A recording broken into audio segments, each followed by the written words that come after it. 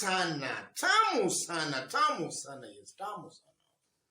Earlier today, Senator Johnson Sakaja, the Nairobi senator, took a walk of the city, and he was accompanied by Millicent Omanga and also Nakuru Senator Susan Kihika. During the tour of the city, Johnson Sakaja asked some residents on which position he should contest for come next year and on which party. And the residents gave him an answer. So I want you to have a look at that video, after which, as usual, we are going to dissect it to see exactly what it means politically. Have a look at this video.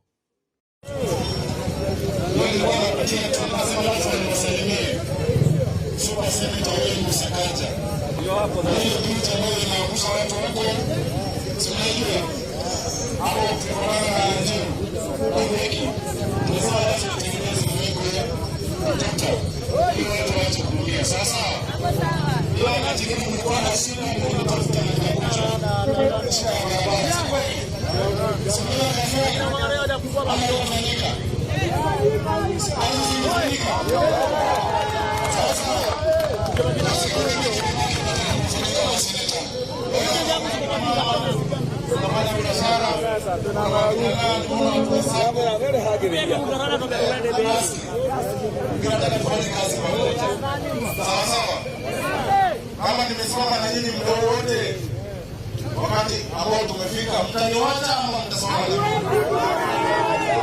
Mtasoma na mimi?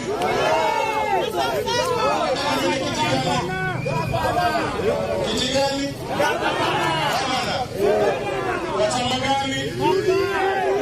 Yes. Listening to that video of Sakaja, there are 4 things that comes out clearly, which I'm going to explain in details. The first thing that comes out is that the people are telling Sakaja what he wants to hear and not necessarily what is happening on the ground. That's one thing that comes out clearly. The second thing, Tangatanga are trying to woo Senator Johnson Sakaja to their wing or side, for they have a feeling that Margaret Wanjiru might not be a strong candidate for gubernatorial seat come next year. That's also a possibility, which I'm going to explain.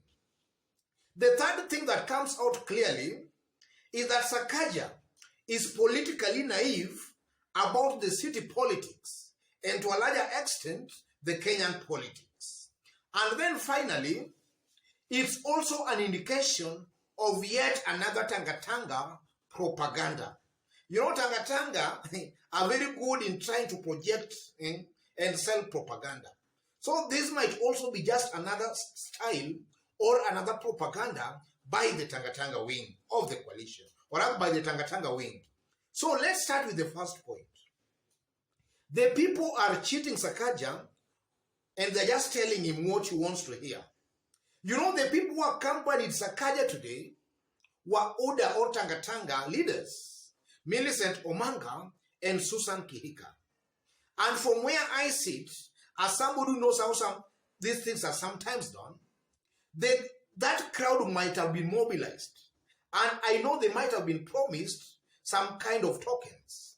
So they were just telling Sakaja what they want Sakaja to hear, going by the people who accompanied Sakaja. So in the event they tell Sakaja what Sakaja wants to hear, maybe they could have just been given something small. But I'm saying they were cheating Sakaja because we know the dynamics in the city. We know that in the city, it's a 50-50 deal, Raila on one side and Mount Kenya on the other side. Raila's 50% is intact, while Mount Kenya's 50% appears to be divided. So I tend to believe, ladies and gentlemen, that as things stand today, if you have Raila's 50% and maybe half of the divided Mount Kenya, then Raila's side or wing starts with a head start. So I strongly believe that the people are actually cheating Sakaja. They're cheating him.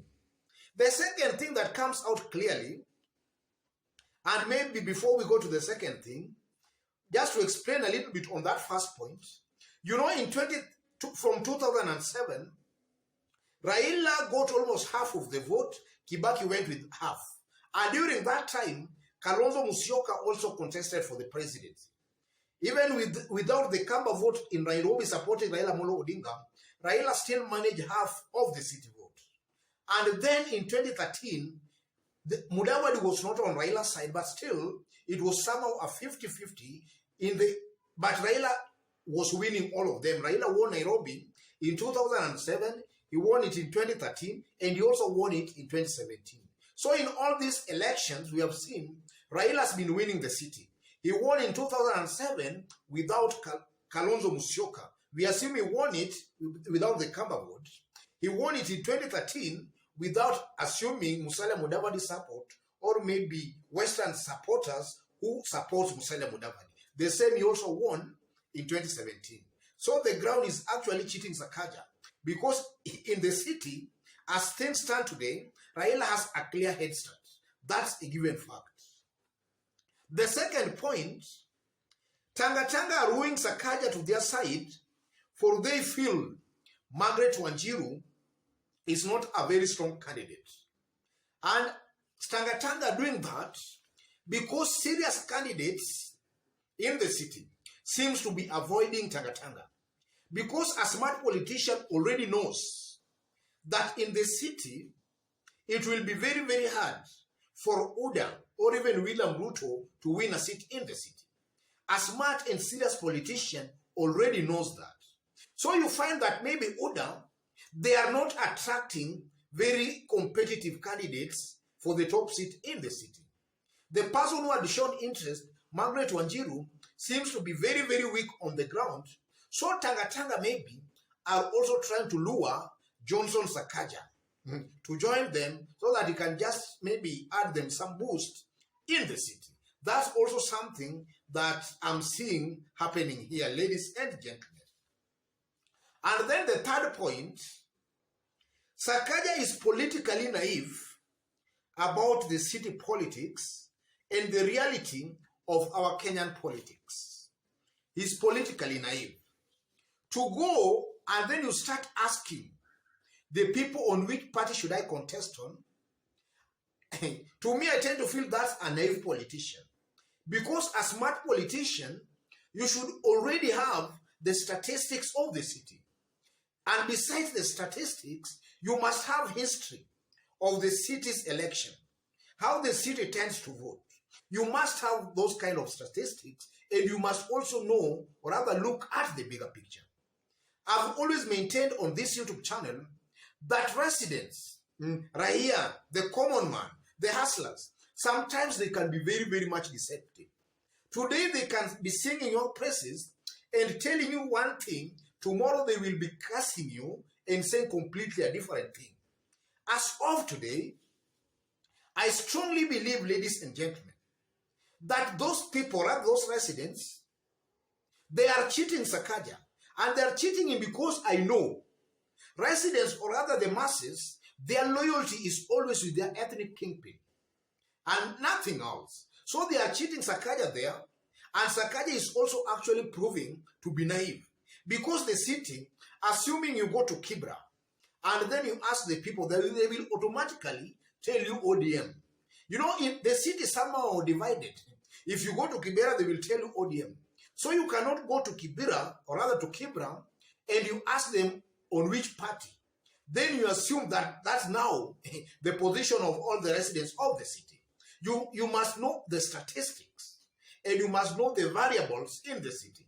In this case, Sakaja actually is coming out as a very naive politician, somebody who does not know or understand the reality of Kenya's politics. That also comes out very, very clearly. And then the final or fourth point, Tangatanga are very good when it comes to propaganda. And this might just be another style or another propaganda by Tangatanga. I consider that was a Tangatanga rally or tour. So Tangatanga, you know, we have had these Tangatanga leaders telling us they're listening to the ground. Sakaja wrote a letter some times back, not Sakaja. Irungu Kangata wrote a letter some times back, and he told us the ground told him.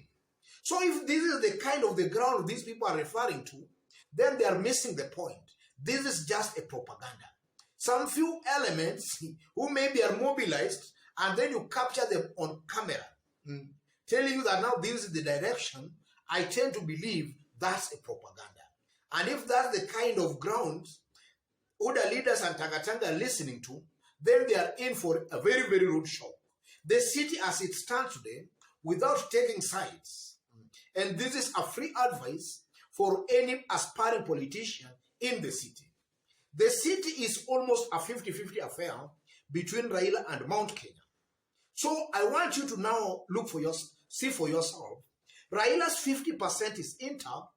Mount Kenya 50% is divided. So your guess can be as good as mine, who most definitely will win the city come next year. You can decide or judge that. You can decide for yourself who most definitely will win the city next year. And because our politics is largely based on individual personalities, most definitely the person who will align himself to Raila's camp, most definitely, that person will have an upper hand in winning any seat, maybe whether parliamentary, senate, gubernatorial seat, or even MC seat. That's a given fact, ladies and gentlemen.